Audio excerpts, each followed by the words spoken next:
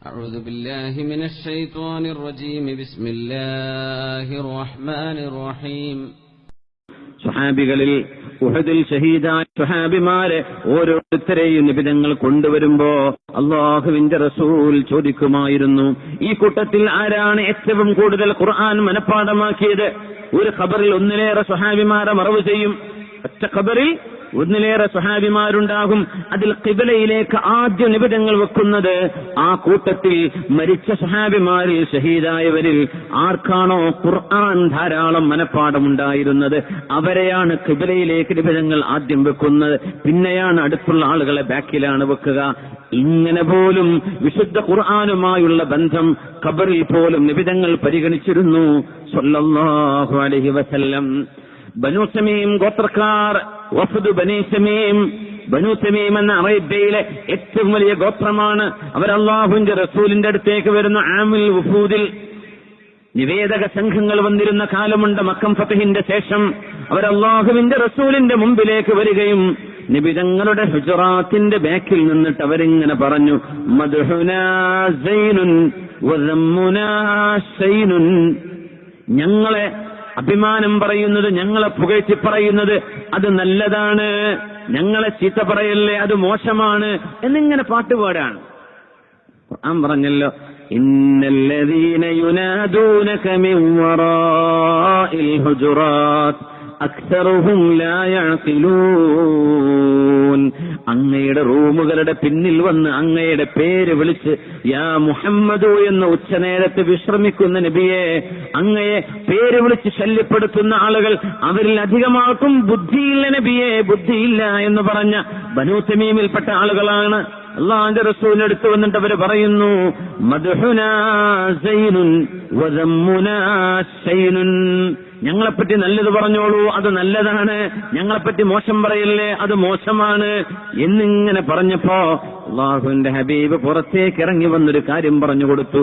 ലാ, നിങ്ങൾ പറഞ്ഞതുപോലെയല്ല. അല്ലാഹു സുബ്ഹാനഹു വ തആല അല്ലദീ മദ്ഹുഹു സൈനുൻ വദമ്മുഹു ശൈനുൻ.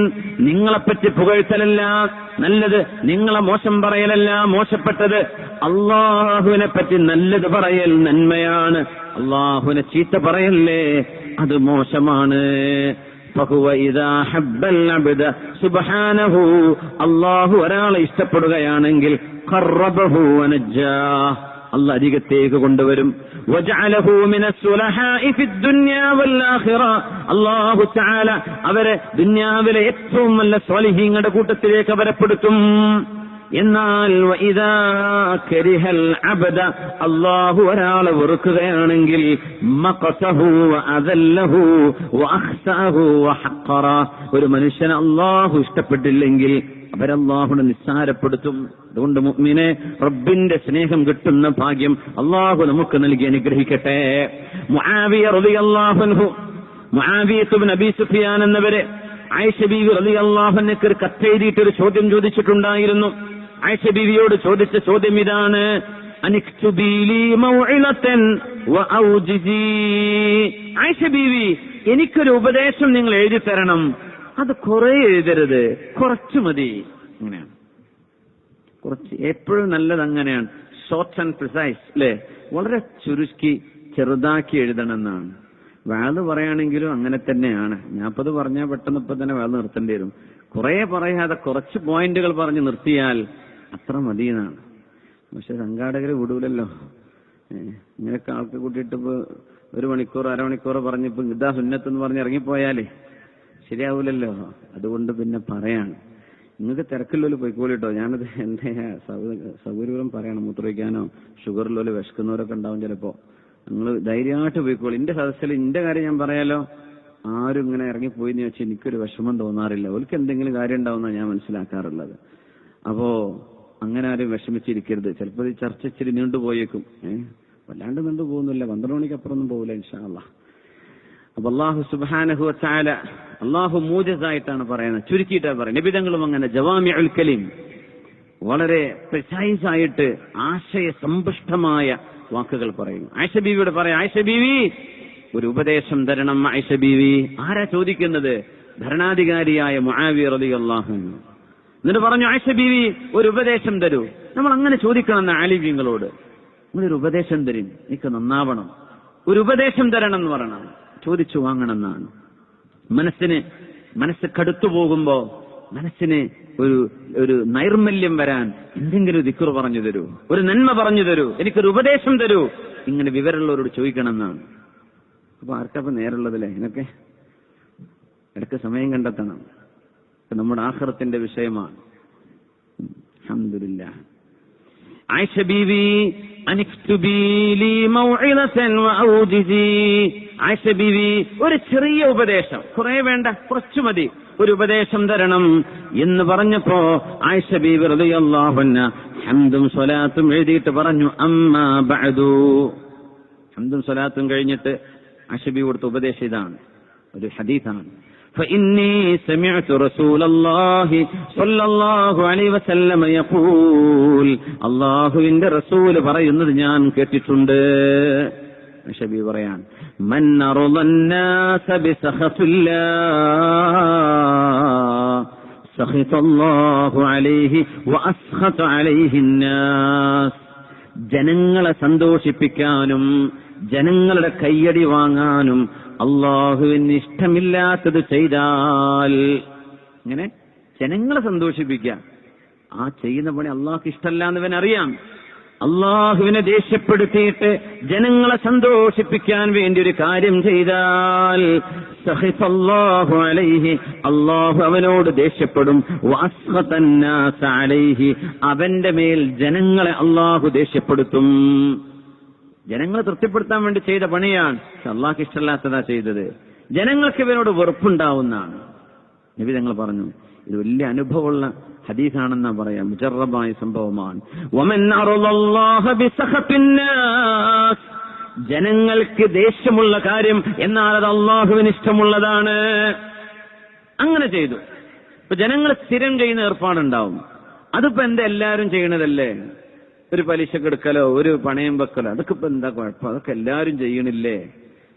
അതൊന്നും ചെയ്യരുത് എന്ന് പറഞ്ഞാൽ ചിലപ്പോ ജനങ്ങൾക്ക് ഇഷ്ടപ്പെടൂല. ജനങ്ങൾക്ക് ഇഷ്ടപ്പെടണ്ട, അള്ളാഹുവിന് ഇഷ്ടപ്പെടുവല്ലോ. അങ്ങനെ വന്നാലോ എന്തുണ്ടാവും? റളിയല്ലാഹു അൻഹു, അള്ളാഹു അയാളെ ഇഷ്ടപ്പെടും. വഅർളാ അൻഹുന്നാസ്, ജനങ്ങളുടെ മനസ്സിനുള്ളിൽ ആ മനുഷ്യനോടൊരു സ്നേഹം അള്ളാഹു ഉണ്ടാക്കുമെന്ന് അള്ളാഹുവിന്റെ റസൂല് പറയുന്നത് ഞാൻ എന്റെ കാതുകൊണ്ട് കേട്ടിട്ടുണ്ടെന്ന് ആയിഷ ബീവി റളിയല്ലാഹു തആല അൻഹാ. ഇതാണ് മുആവിയ തങ്ങൾക്ക് കൊടുത്ത ഉപദേശം. അള്ളാഹുവിനെ തൃപ്തിപ്പെടുത്തണം, ജനങ്ങൾ ഇഷ്ടപ്പെട്ടില്ലെങ്കിലും ആവട്ടെ. ചിലപ്പോ വീട്ടുകാരൊക്കെ തെറ്റിന്ന് വരും, വീട്ടുകാരൊക്കെ പിണങ്ങിന്ന് വരും. ഇപ്പൊ സ്ത്രീധനം വാങ്ങിച്ച് കല്യാണം കഴിക്കാം, അമ്മോനും പറയും, അമ്മോനല്ല അമ്മാവൻ പറയും, വാപ്പയും പറയും, ഉമ്മയും പറയും, നീ വാങ്ങിക്കോ, 2 ലക്ഷം വാങ്ങിക്കോ, ഒരു 100 പവനും നമ്മുടെ പെങ്ങൾക്ക് കൊടുത്തതല്ലേ. ഇപ്പം പറയും, എനിക്കതൊന്നും വേണ്ട, ഒരു സ്വാലിഹത്തായ പെൺകുട്ടിയാണ്, അള്ളാഹുവിനെ അനുസരിച്ച് ജീവിക്കുന്ന കുട്ടിയാണ്, മഹർ ഞാൻ കൊടുത്തോളം, എനിക്കൊന്നും വേണ്ട. അമ്മാവൻ പറയും, ആ കല്യാണത്തിന് ഞാൻ വരൂലാണ്, ഞാൻ പറഞ്ഞ നടന്നിട്ടില്ലല്ലോ അല്ലേ.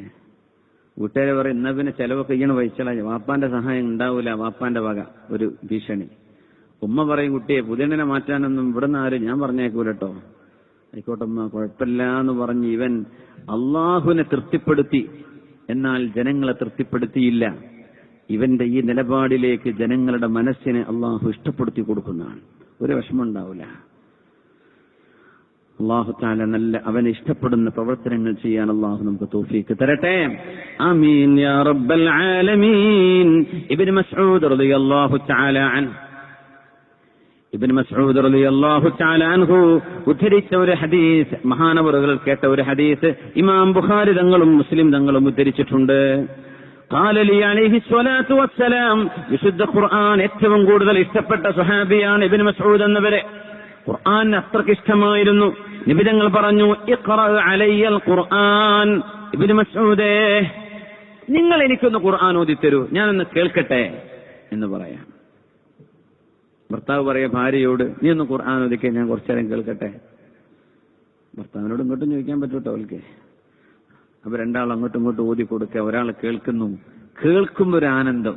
ഇന്ന് നമുക്കൊക്കെ എത്ര റെക്കോർഡിംഗ്, ഓഡിയോ വീഡിയോ ഖുർആന്റെ പാരായണം ഓൺ ചെയ്താൽ മതി, ഇഷ്ടംപോലെ കേട്ടൂടെ. ലൈവായിട്ട് കേൾക്കുന്നതിന് പുണ്യം കൂടുതലാണ്. ഒരാൾ മുമ്പെന്ന് ഓതുക, ഇഖ്റ അലയ്യൽ ഖുർആൻ, വിശുദ്ധ ഖുർആൻ എനിക്കൊന്ന് പാരായണം ചെയ്തു തരണമേ. ഖുൽതു യാ റസൂലല്ലാഹ്, ഞാൻ പറഞ്ഞു നബിയേ, അഖ്റഉ അലൈക വഅലൈക ഉൻസില, നബിയേ ഞാൻ ഓതിത്തരികയോ അങ്ങേക്കല്ലയോ നബിയേ ഖുർആൻ ഇറക്കപ്പെട്ടത്, അങ്ങല്ലേ ഓതിത്തരേണ്ടത്, അങ്ങേക്കല്ലേ ഖുർആൻ അവതരിച്ചത്, ഞാൻ അങ്ങേക്ക് ഓതിത്തരലോ? നബിയുടെ മറുപടി, ഇന്നി ഉഹിബ്ബു അൻ അസ്മഅഹു മിൻ ഗൈരി, മറ്റൊരാളിൽ നിന്ന് ഖുർആൻ കേൾക്കാൻ എനിക്ക് ഇഷ്ടമാണ്. മഹാനായ ഇബ്നു മസ്ഊദ് റളിയല്ലാഹു അൻഹു മുഅല്ലിമുൽ ഖൈറായ നബി തങ്ങളിൽ നിന്ന് ലജ്ജ കാണിക്കുകയാണ്, നാണിച്ചുപോയി. എങ്ങനെയാ നബിക്ക് ഞാൻ ഓതിക്കൊടുക്കുക? നബിയുടെ ശിഷ്യനാണത്, നബിയുടെ തിൽമീദാണ്, നബിയുടെ ശിഷ്യനാണ് ഇബ്നു മസ്ഊദ് റളിയല്ലാഹു അൻഹു. പക്ഷേ നബി തങ്ങളല്ലേ ചോദിച്ചത്. മഹാനായ ഇബ്നു മസ്ഊദ് എന്നവർ ഓതാൻ പോകുന്നു, വിശുദ്ധ ഖുർആനിന്റെ ആലിമായി മാറി. മഹാനായ ഇബ്നു മസ്ഊദ് റളിയല്ലാഹു തആല അൻഹു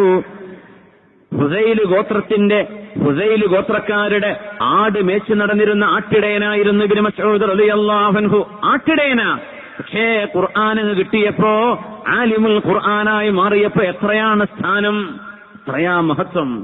നമ്മുടെ കുടുംബങ്ങളിലൊക്കെ ഹിഫ്ദിന് പഠിക്കുന്ന മക്കളുണ്ടാവും. എത്ര ഭാഗ്യമാണ് ഇത്തരം മക്കൾ നമ്മുടെ കുടുംബത്തിൽ ഉണ്ടാകുന്നത്, വീട്ടിലുണ്ടാകുന്നത്. അല്ലാഹു വലിയ സൗഭാഗ്യം ചെയ്ത വീടുകളാണത്. അല്ലാഹു ഖൈറാക്കി കൊടുക്കട്ടെ. ആമീൻ യാ റബ്ബൽ ആലമീൻ. صلوا على النبي محمد وآله. اللهم صل على سيدنا محمد وعلى آل سيدنا محمد وبارك وسلم عليه.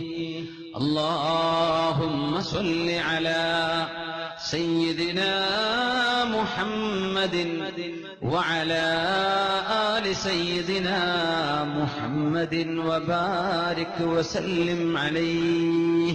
ഒരുപാട് സ്വലാത്ത് നമ്മുടെ ഹബീബിന്റെ ഹളറത്തിലേക്ക് എത്തും. അള്ളാഹു എത്തിച്ചു കൊടുക്കട്ടെ, അവിടുത്തെ അള്ളാഹു സന്തോഷിപ്പിക്കട്ടെ.